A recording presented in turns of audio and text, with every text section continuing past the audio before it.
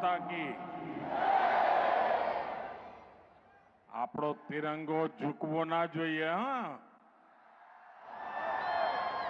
ભારત માતા की। ભારત માતા की। ગુજરાતના મુખ્યમંત્રી શ્રીમાન ભૂપેન્દ્રભાઈ પટેલ, કેન્દ્રમાં મંત્રીમંડળના મારા સાથી મનોહરલાલજી, મંત્રીમંડળના अन्य सभी सौ सदस्यों, सांसद, विधायकगण, अन्य सौ वरिष्ठ महानुभाव અને કચ્છના મારા વાલા ભાઈઓ અને બહેનો,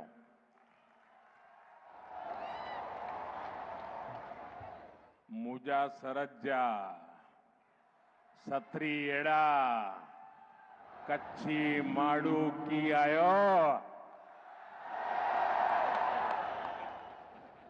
આઉં કચ્છ જા સપૂત એડા क्रांति गुरु श्यामजी कृष्ण वर्मा के घणे घणे नमन करिया तो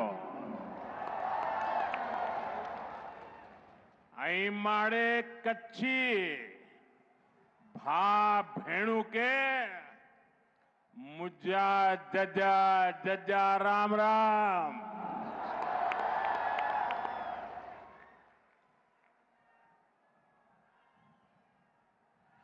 साथियों, कच्छ की इस पावन धरा पर आशापुरा माता के आशीर्वाद हमारी सारी आशाएं पूरी करती हैं। आशापुरा माता ने हमेशा इस धरती पर अपनी कृपा रखी है। मैं आज कच्छ की धरती से मां आशापुरा को श्रद्धापूर्वक नमन करता हूं और सभी जनता जनार्दन को प्रणाम करता हूं। साथियों, मेरा और कच्छ का नाता बहुत पुराना है। आप लोगों का प्यार भी इतना है कि मैं अपने आप को कच्छ आने से कभी रोक नहीं पाता हूं।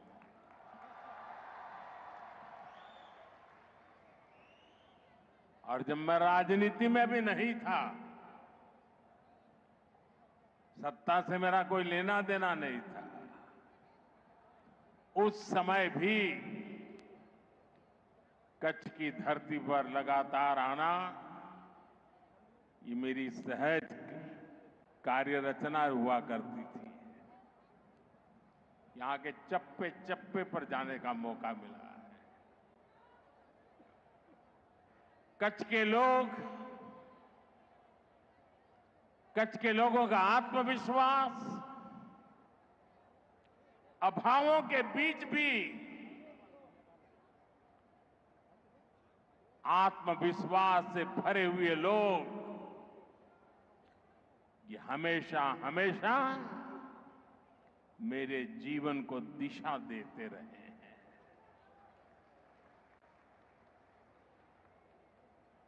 जो पुरानी पीढ़ी के लोग हैं वो जानते हैं, वर्तमान पीढ़ी को शायद पता नहीं है। आज तो यहां का जीवन बहुत आसान हो गया, लेकिन तब हालात कुछ और हुआ करते थे। और जब मुख्यमंत्री के रूप में मुझे याद है, जब पहली बार नर्मदा का पानी कच्छ की धरती पर आया, शायद वो दिन कच्छ के लिए दिवाली बन गया था। और ऐसी दिवाली पहले कभी भी कच्छ ने देखी नहीं होगी जो उस दिन हमने देखी थी। पानी के लिए सदियों से तरसता कच्छ, मां नर्मदा ने हम पर कृपा की और मेरा सौभाग्य है कि सूखी धरती पर पानी पहुंचाने के कार्य में निमित्त बनने का मुझे अवसर दिया आप सबने।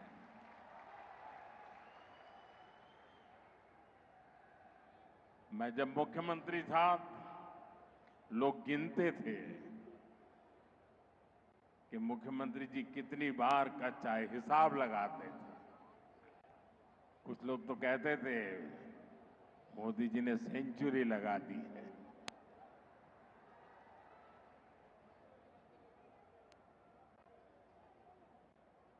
अनेक गांवों में जाना, मेरे कार्यकर्ताओं के घरों में जाना, लोगों को मिलना, मेरे कार्यालय में जाकर के बैठना, ये मेरे स्वाभाविक गतिविधि का हिस्सा था।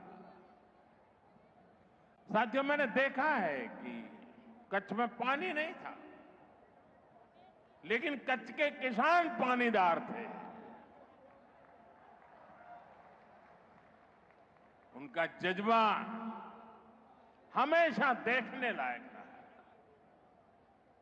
सालों तक जो भी मैंने कच्छ में अनुभव किया और मैं उसमें विकास की बहुत संभावनाएं देखता था। कच्छ ऐसा नहीं हो सकता।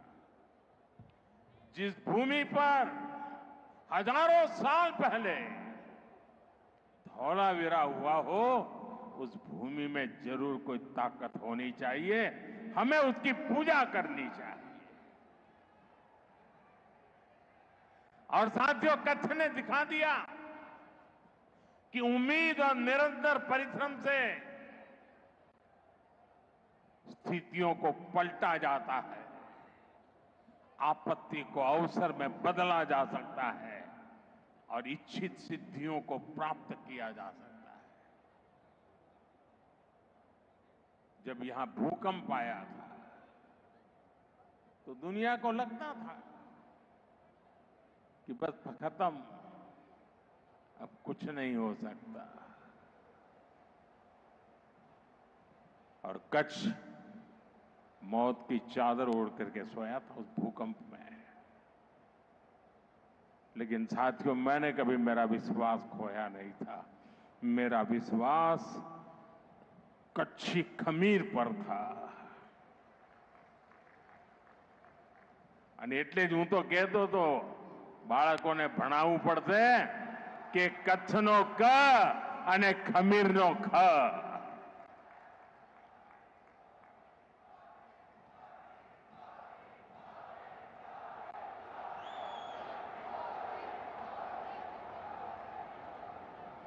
लेकिन मुझे विश्वास था कि कच्छ इस संकट को परास्त करेगा,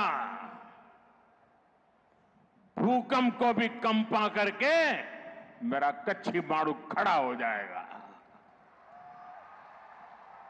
और आपने बिल्कुल वैसा ही किया।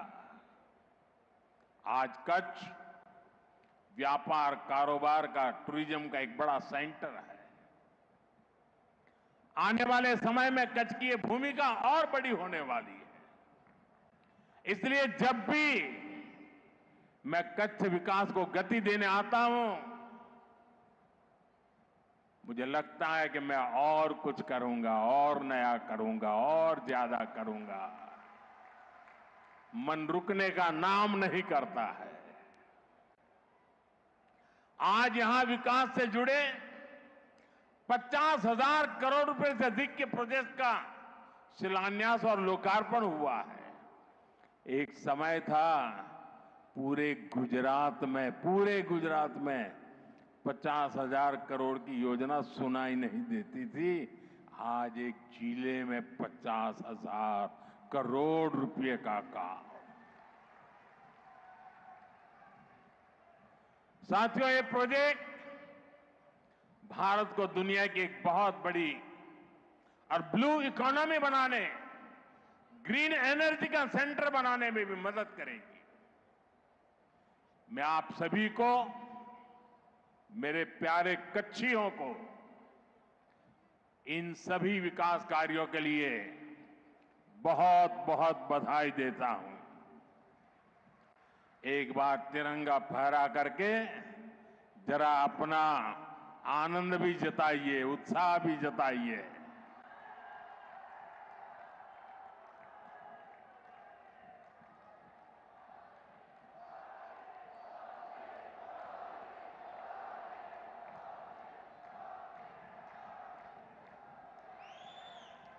साथियों, हमारा कच्छ हरित ऊर्जा का दुनिया का सबसे बड़ा केंद्र बन रहा है। आप सुन रहे हो? क्या कहा मैंने? दुनिया का सबसे बड़ा। हो जाए एक बार।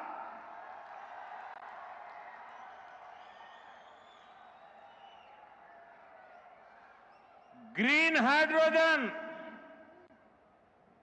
एक नए प्रकार का ईंधन है। आने वाले समय में कारें, बसें, स्ट्रीट लाइट ये ग्रीन हाइड्रोजन से चलने वाली है। कांडला देश के 3 ग्रीन हाइड्रोजन हब में से एक है। आज भी यहां ग्रीन हाइड्रोजन कारखाने का शिलान्यास हुआ है। इस कारखाने में जो टेक्नोलॉजी लगी है, आप गर्व करेंगे साथियों, वो भी मेड इन इंडिया है।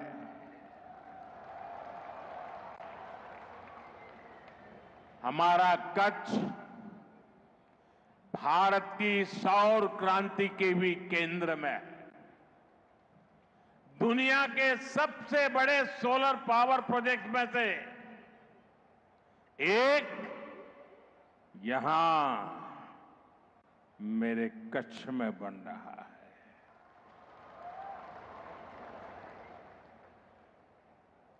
एक जमानो હતો આપણે કચ્છનું વર્ણન કરીએ એટલે વારે કે ભાઈ અમારે તો હું રણ છે કે અહીંયા શું થાય। અને એ વખતે હું કહેતો હતો આ રણ નહીં, આ તો મારા ગુજરાતનું તોરણ છે।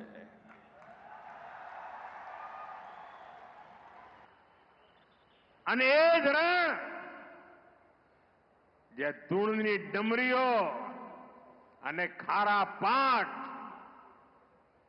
આપણને ઘેરતા હતા, એ જ રણ હવે આપણને નહીં, આખા હિન્દુસ્તાનને ઉર્જાવાન બનાવવાના છે।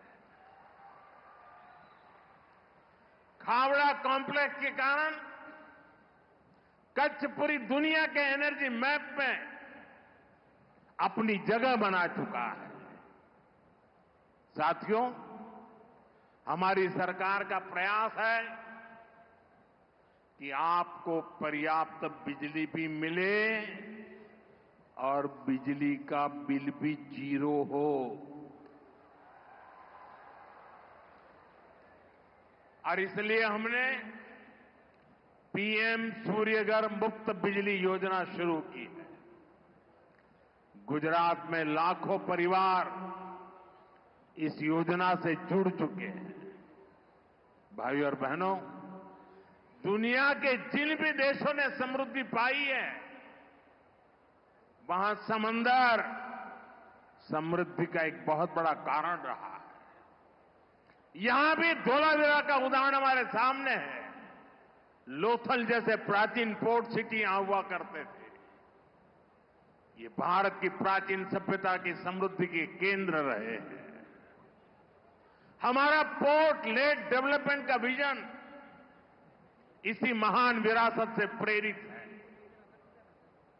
भारत पोर्ट्स के इर्द गिर्द बसे शहरों को विकसित कर रहा है। सी फूड से लेकर टूरिज्म और ट्रेड तक कोस्टल रीजन में देश एक नए इकोसिस्टम का निर्माण कर रहा है। देश पोर्ट्स के विस्तार और आधुनिकीकरण उस पर बहुत बड़ा निवेश कर रहा है और इसके परिणाम भी शानदार है। देश के कुछ बड़े पोर्ट्स ने पहली बार एक साल में record 15 crore ton cargo handle किया है। इसमें हमारा कंडला का दीनदयाल पोर्ट भी शामिल है। देश के कुल समुद्री व्यापार कारोबार का लगभग 1/3 हिस्सा अकेले हमारे कच्छ के ही बंदरगाह से हैंडल होता है। इसलिए कांडला और मुंद्रा पोर्ट की कैपेसिटी को, उसकी कनेक्टिविटी को लगातार बढ़ाया जा रहा है। आज भी यहां शिपिंग से जुड़ी कई सुविधाओं का लोकार्पण किया गया है। यहां नई जेटी बनाई गई है। यहां ज्यादा से ज्यादा सामान स्टोर हो सके, इसके लिए कार्गो स्टोरेज सुविधा बनाई गई है। इस वर्ष बजट में हमने मैरीटाइम सेक्टर के लिए एक स्पेशल फंड की घोषणा की है। बजट में शिप बिल्डिंग पर भी जोर दिया गया है। हम अपनी जरूरत के लिए भी और दुनिया की जरूरत के लिए भी भारत में ही बड़े जहाज बनाएंगे। एक जमाना था, આપણું માંડવી તો એના જ માટે મશહૂર હતું। મોટા મોટા જહાજ આપણા લોકો બનાવતા હતા। આજે પણ એ શક્તિ માંડવીમાં જોવા મળે છે। હવે આપણે આધુનિક જહાજ લઈને દુનિયામાં જવા માંગીએ છીએ।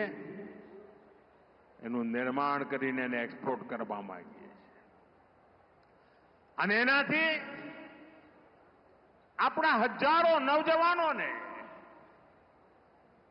શિપ બિલ્ડિંગ, આપણે ત્યાં અલંગમાં શિપ બ્રેકિંગ યાર્ડ છે, આપણે હવે તાકાત લગાવી છે શિપ બિલ્ડિંગમાં અને આ એવું ક્ષેત્ર છે કે જેમાં રોજગારના સૌથી વધારે અવસર છે। साथियों, हमारे कच्छ ने हमेशा अपनी विरासत का सम्मान किया है। अब ये विरासत भी कच्छ के विकास की प्रेरणा बन गई। बीते 2-2.5 दशक में भुज में टेक्सटाइल, फूड प्रोसेसिंग, सिरेमिक और नमक से जुड़े उद्योगों का बहुत विकास हुआ। कच्ची कढ़ाई, ब्लॉक प्रिंटिंग, बांधनी, कपड़े और चमड़े का काम, इनकी धूम हर तरफ दिखाई देती है। અને આપણું ભુજોડી કોઈ પણ કદાચ હસ્તકલાનું કાર્યક્રમ એવો ના હોય કે એમાં અમારું ભુજોડી ના હોય। અજરક પ્રિન્ટિંગની પરંપરા કચ્છમાં અનોઠી છે અને હવે તો અમારા કચ્છની આ બધી કલાને જીઆઈ ટેગ મળી ગયું છે। એની ઓળખ ઊભી થઈ છે, દુનિયામાં એની ઓળખ ઊભી થઈ ગઈ છે। यानी अब इस पर मोहर लग गई है कि मूल रूप से ये कला कच्छ की है। ये विशेष रूप से हमारे जनजातीय परिवारों के लिए, कारीगरों के लिए बहुत बड़ी पहचान है। इस वर्ष के बजट में केंद्र सरकार ने चमड़ा और कपड़ा उद्योग के लिए अनेक घोषणाएं की हैं। साथियों, मैं कच्छ के किसान बहनों और भाइयों को, परिश्रम को भी नमन करता हूं।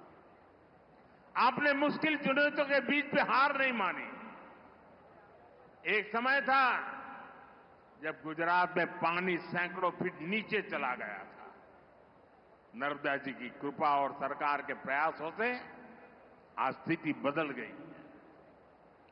केवड़िया से कच्छ के मोड़कुबा तक जो नहर बनी है उससे कच्छ की किस्मत बदल गई है। आज कच्छ के आम, खजूर, अनार, जीरा और ड्रैगन फ्रूट तो कमाल कर रहा है। ऐसी अनेक फसलें दुनिया भर के बाजारों तक पहुंच रही है। एक समय था कच्छ पलायन के लिए मजबूर था। हमारे यहां पॉपुलेशन का माइनस ग्रोथ हुआ करता था। आज कच्छ के लोगों को ही कच्छ में रोजगार मिलता है। इतना नहीं, कच्छ के बाहर लोगों की आशा भी कच्छ में बन गई है। साथियों, देश के नौजवानों को ज्यादा से ज्यादा रोजगार मिले, ये भाजपा सरकार की प्राथमिकता है। टूरिज्म एक ऐसा सेक्टर है जिसमें बहुत बड़ी संख्या में रोजगार है। कच्छ में इतिहास भी है, संस्कृति भी है और प्रकृति भी है। मुझे खुशी है कि कच्छ का रणोत्सव दिनों दिन नई बुलंदी की तरफ बढ़ रहा है। ये जो स्मृति वन हमारे भुज में बना है, इसको यूनेस्को ने दुनिया का सबसे खूबसूरत संग्रहालय माना है। आने वाले समय में यहां के पर्यटन में और विस्तार होगा। धोरडो गांव दुनिया के बेस्ट टूरिज्म विलेज में से एक है क्या धोरडो वाले? आज यहां जरा तिरंगा फहराइए। मांडवी का सी बीच भी पर्यटकों के लिए आकर्षण का केंद्र बन रहा है। और मैं तो भूपेंद्र भाई को रिक्वेस्ट करता हूं, कच्छ के सारे नेता यहां बैठे हैं, जब हमारा रणोत्सव चलता हो, क्या उसी समय हम कच्छ के बीच पर बीच कंपटीशन खेलों की, क्योंकि आजकल बीच गेम्स बहुत पॉपुलर हो रहे हैं। अभी कुछ समय पहले दीव में नेशनल कंपटीशन हुआ। हजारों बच्चे खेलने के लिए आते हैं। बीच की बालू में खेलना होता है। मैं चाहूंगा कि अब रेगुलरली जब रणोत्सव चलता हो, उसी समय हमारे मांडवी के बीच पर देश भर के लोग आए, खेले और बीच उत्सव, यानी एक प्रकार से कच्छ टूरिज्म के अंदर नई नई ऊंचाइयों को प्राप्त करता चले। आपको जो भी मदद चाहिए, मैं तो मौजूद ही हूं हमेशा।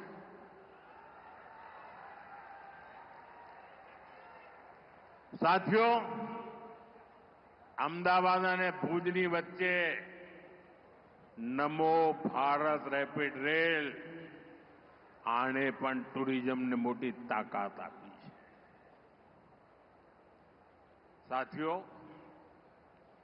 આજે 26 મે છે।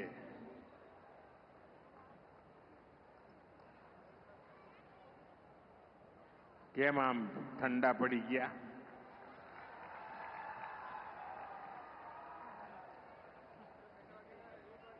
આપ સૌ ગુજરાતના ભાઈઓ બહેનોએ મને વાજતે ગાજતે ગુજરાતમાંથી વિદાય આપીને દિલ્હી મોકલ્યો અને 2014 26 મે આજે જ અને લગભગ આ જ સમયે દેશમાં પહેલીવાર प्रधानमंत्री तरीके, प्रधान सेवक तरीके सौगंध लीधा आता है।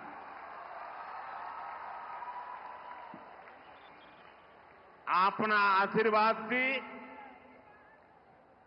26 મે 2014 ગુજરાત સેવામાંથી આગળ વધીને રાષ્ટ્ર સેવામાં 11 વર્ષની યાત્રા અને વિધિના જોગાનુજોગ જુઓ, 26 मई प्रधानमंत्री पद ने 11 વર્ષ થાય અને જે દિવસે મેં સોગંદ વિધિ લીધી હતી ત્યારે દેશ દુનિયામાં ઇકોનોમીમાં 11 નંબર પર હતો અને આજે 11 વર્ષે 4 નંબર પર પહોંચી ગયો.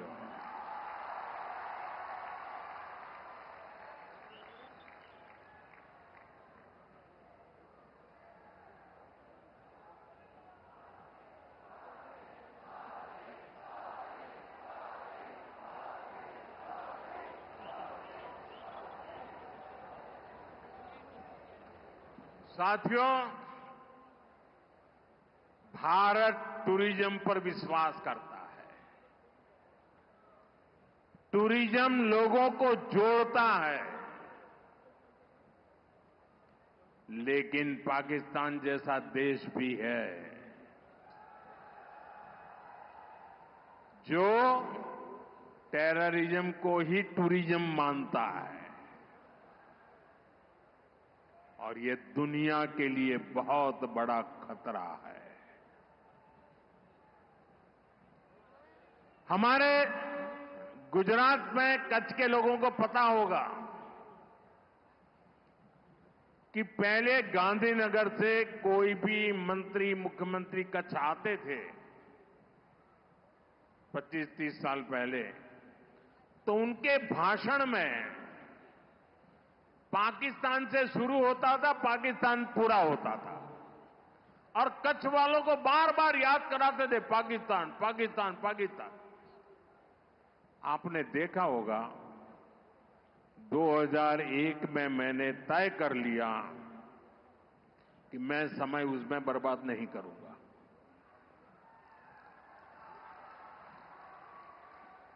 मैं कभी भी उस चीज के जिक्र ही नहीं करता था. मैं सिर्फ कच्छ की ताकत की बात करता था.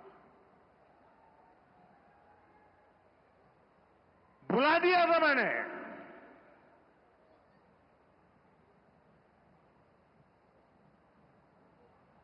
और कच्छ के लोगों ने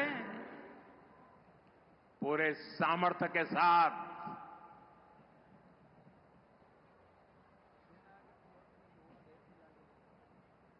पाकिस्तान को भी ईर्ष्या हो जाए वैसा कच्छ बना दिया. दोस्तों, साथियों, हमारी नीति आतंकवाद के खिलाफ जीरो टॉलरेंस की है. ऑपरेशन सिंदूर ने इस नीति को और स्पष्ट कर दिया है. जो भी भारतीयों का खून बहाने की कोशिश करेगा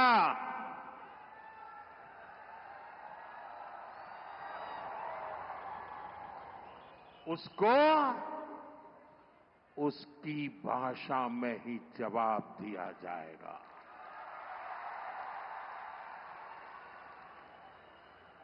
भारत पर आंख उठाने वाले किसी भी कीमत पर बख्शे नहीं जाएंगे. साथियों, ऑपरेशन सिंदूर मानवता की रक्षा और आतंकवाद के अंत का मिशन है.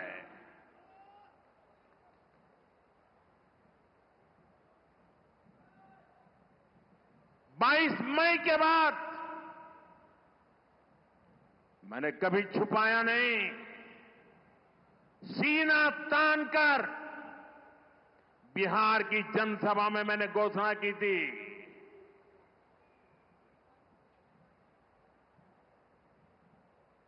मैं आतंकवाद के ठिकानों को मिट्टी में मिला दूंगा.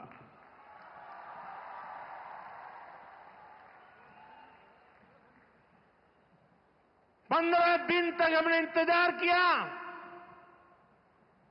फिर पाकिस्तान आतंकवाद के खिलाफ कोई कदम उठाएगा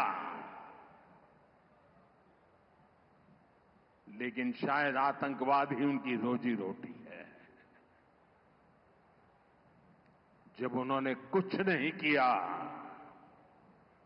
तो फिर मैंने देश की सेना को खुली छूट दे दी।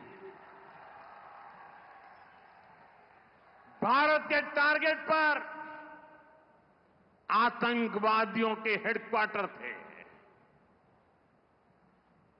सैकड़ों किलोमीटर अंदर जाकर के अगल बगल में किसी का भी नुकसान हुए बिना सीधी चोट करके आ गए। सटीक वार किया। ये दिखाता है कि हमारी सेना कितनी सक्षम और कितनी अनुशासित है। हमने दुनिया को दिखाया कि हम आतंकवाद के अड्डों को, उनके ठिकानों को यहां बैठे बैठे मिट्टी में मिला सकते हैं। साथियों, भारत की कार्रवाई से पाकिस्तान कैसे बौखला गया, ये भी हमने देखा है।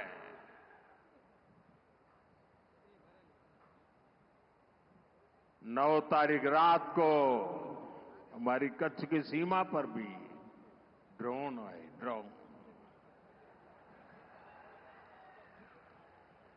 उनको लगता था कि मोदी गुजरात का है तो जरा गुजरात में कमाल कर हुए मालूम नहीं है।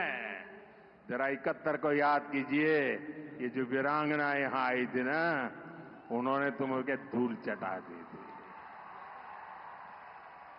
ये माताएं बहनें उस समय 72 घंटे में रनवे तैयार कर दिया और हमने हमले फिर से चालू कर दिए थे।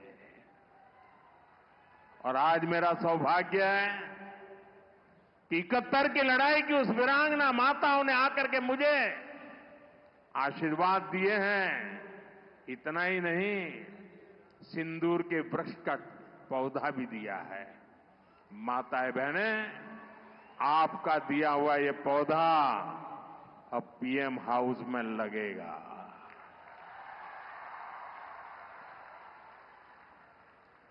ये सिंदूर का पौधा है, ये वटवृक्ष बन करके रहेगा। साथियों, पाकिस्तान ने, हमने तो आतंकवादियों के ठिकानों पर हमला किया था। उन्होंने हमारे निर्दोष नागरिकों पर हमला करने की कोशिश की। और जब उनके ड्रोन दिखने लगे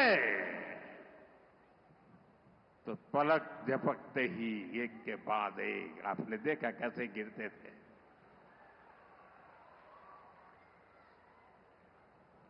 और तब भारत ने भी उनकी सेना पर 2 गुनी ताकत से हमला किया।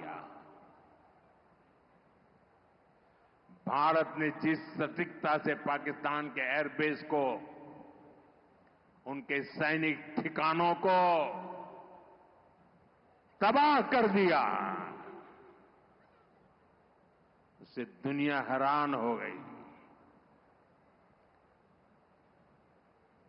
जैसा मैंने कहा, आपने तो 71 की लड़ाई देखी है। इस बार पूरा पाकिस्तान कांप रहा था दोस्तों, कांप रहा था। और 71 में वो सोचते थे कि हमने भूज के एयरबेस पर हमला किया था। और उस समय हमारी बहनों ने कमाल करके दिखा दिया था, बहादुरी की मिसाल दिखाई थी। और साथियों, पाकिस्तान के हमले का जवाब हमने इतनी ताकत से दिया कि उनके सारे एयरबेस आज भी आईसीयू में पड़े हैं, आज भी आईसीयू में पड़े हैं। और तब जाकर के पाकिस्तान शरणागति के लिए मजबूर हो गया। पाकिस्तान को लगा बच नहीं सकते। भारत ने रौद्र रूप दिखा दिया है और आखिरकार ये हमारी सेना का पराक्रम था, ये हमारी सेना का साहस था, ये हमारी सेना का सटीक ऑपरेशन था। कुछ ही घंटों में पाकिस्तान ने सफेद झंडा फहराना शुरू कर दिया। उन्होंने कहा कि हम गोली नहीं चलाना चाहते। हमने कहा हम तो पहले भी कह देते थे भाई, हमने तो पहले ही कहा था। हमने आतंकवाद के ठिकानों को तोड़ना था, मारना था, सबक सिखाना था। उसके बाद तुम्हें चुप रहने की जरूरत थी, लेकिन तुमने गलती की तो तुम्हें सजा भी भुगतनी पड़ी। साथियों, भारत की लड़ाई सीमा पार पल रहे आतंकवाद से। जो आज इस आतंकवाद को पाल पोस रहा है, उससे हमारी दुश्मनी है। मैं कच्छ की इस धरती से, पाकिस्तान की सीमा पर सटा हुआ मेरा जिला है, मैं पाकिस्तान के लोगों को भी कहना चाहता हूं, क्या पाया आपने? हिंदुस्तान दुनिया की चौथी इकोनॉमी बन गया और तुम्हारा हाल क्या है? तुम्हारे बच्चों के भविष्य को बर्बाद किसने किया? तुम्हें दर दर भटकने के लिए मजबूर किसने किया? ये आतंकवाद के आकाओं ने।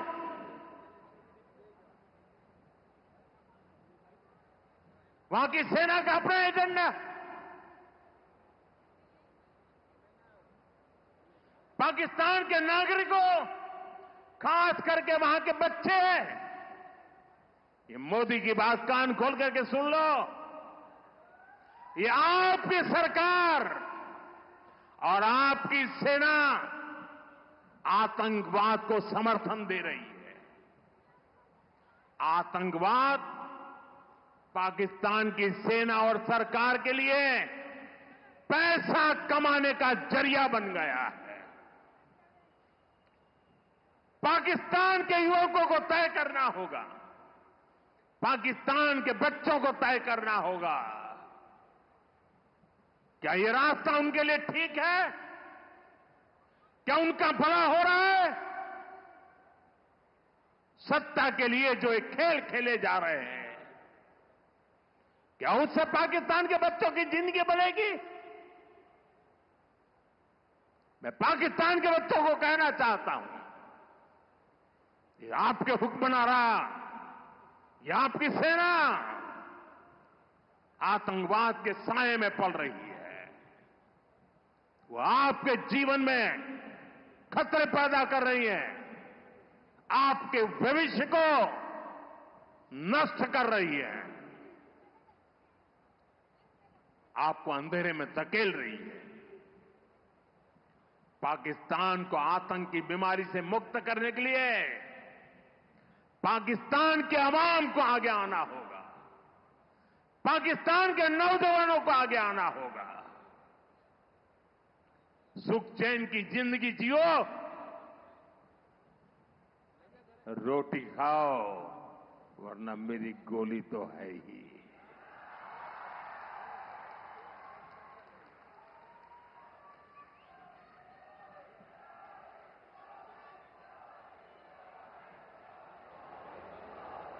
साथियों,